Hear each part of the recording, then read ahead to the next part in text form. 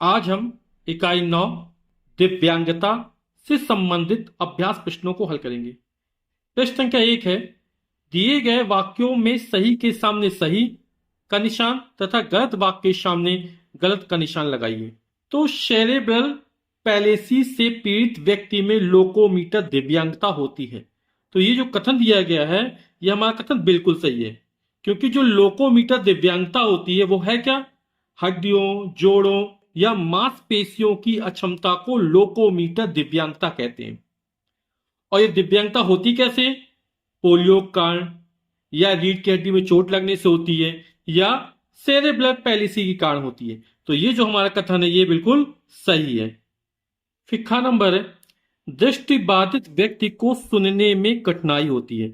अब दृष्टिबाधित है तो सुनने में थोड़ी कठिनाई होगी, उसे देखने में कठिनाई होगी, और बोला सुनने में कठिनाई है, तो ये जो कथन होगा हमारा गलत हो जाएगा। श्रवण बाधित व्यक्ति को देखने में कठिनाई होती है, श्रवण बाधित व्यक्ति को सुनने में कठिनाई होगी, और बोला देखने में कठिनाई होगी, तो ये भी हमारा कथन कैसा हो जाएगा? गलत हो जाएगा। दिव्यांगता जन्मजात या उपार्जित हो सकती है, बिल्कुल सही है। डिसलेक्सिया एक मानसिक बीमारी है।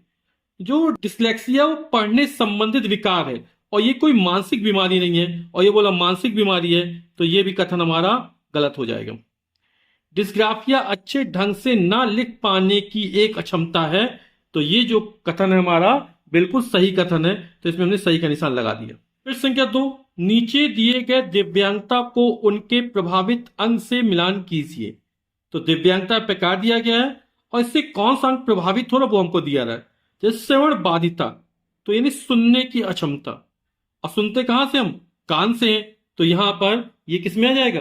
कान में आ जाएगा। फिर है दृष्टि बाधिता।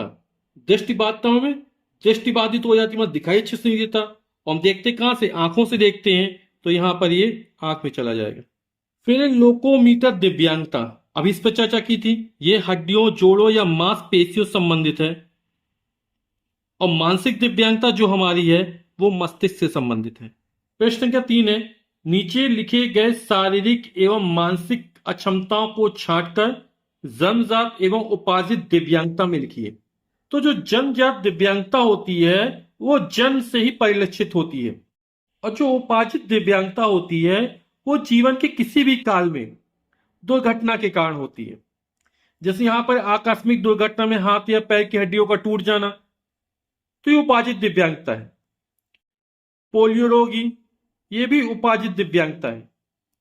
हाथ पैर ना होना अभी जन्म से नहीं है, तो ये हमारी जन्मजात दिव्यांगता में आ जाएगी। तो जन्मजात दिव्यांगता में हाथ पैर ना होना, सेरेब्रल पैलेसी, मूक बधिर, डिसलेक्सिया, डिस्ग्राफिया, ये जन्मजात दिव्यांगता में है। उपार्जित दिव्यांगता में आ जाएगी आकस्मिक दुर्घटना में हाथ या पैर की हड्डियों का टूट जाना, आंख में चोट लगने से दिखाई न देना, और पोलियो रोगी। फिर संख्या 4 है, दिया स्कूल जा रही थी, रास्ते में उसने एक ऐसे व्यक्ति को देखा जिसे दिखाई नहीं देता है। उसने सोचा जो बच्चा देख नहीं सकता वो कैसे पढ़ता होगा। स्कूल पहुंचने पर उसने अपने शिक्षक से यही प्रश्न पूछा। शिक्षक ने बताया जिन्हें दिखाई नहीं देता वे एक विशेष लिपि से पढ़ते हैं जिसे ब्रेल लिपि कहते हैं। इस लिपि में अक्षर, वर्ण या संकेत उभरे रहते हैं और बच्चे उसे स्पर्श करके पढ़ते हैं। इस लिपि का आविष्कार लुई ब्रेल ने किया था। तो इससे पहला प्रश्न है, क्या आप जानते हैं कि ब्रेल लिपि से पढ़ने वाले व्यक्ति का कौन सा अंग प्रभावित होता है? तो ब्रेल लिपि में क्या करते हैं? वर्ण या संकेत उभरे हुए होते हैं और उसे स्पर्श करके पढ़ते हैं, यानी व्यक्ति को दिखाई नहीं देता है। जो व्यक्ति अंधे होते हैं या जिसको दिखाई नहीं देता है उसके लिए ब्रेल लिपि होती है। तो इसमें कौन सा प्रभावित होता है? तो इसमें हमारी आंख प्रभावित होती है, तो इसका उत्तर हो जाएगा आंख। फिर बिना देखे कोई कैसे पढ़ सकता है? तो बिना देखे यदि किसी को पढ़ना है तो वो स्पर्श करके पढ़ सकता है ना। और किसका प्रयोग करेगा? ब्रेल लिपि का प्रयोग करता है जिसमें अक्षर या संकेत या वर्ण उभरे हुए होते हैं। फिर ब्रेल लिपि का आविष्कार किसने किया था? तो ब्रेल लिपि का आविष्कार लुई ब्रेल ने किया था। प्रश्न संख्या 5 है, नीचे दिए गए विभिन्न अंगों के कार्य लिखिए। तो ये आपको हाथ दिख रहा है, इसका कार्य क्या है? पकड़ना है, महसूस करना है, लिखना है, छूना है।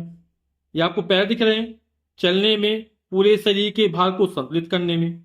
आंखों का उपयोग देखने में, कान का उपयोग सुनने में और संतुलन बनाए रखने में, और मस्तिष्क शरीर के कार्यों और प्रक्रियाओं को नियंत्रित करने में। मस्तिष्क हमारे पूरे शरीर को नियंत्रित करता है।